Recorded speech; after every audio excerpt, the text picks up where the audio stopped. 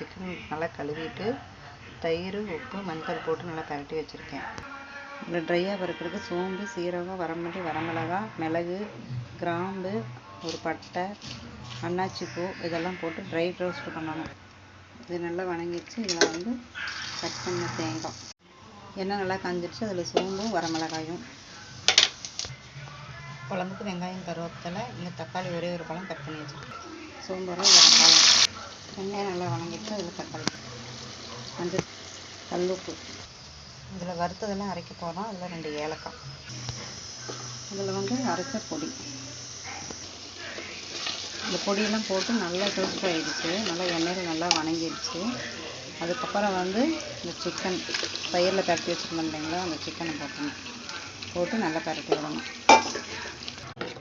Chicken குழம்பு ready ஆகிடுது. White rice.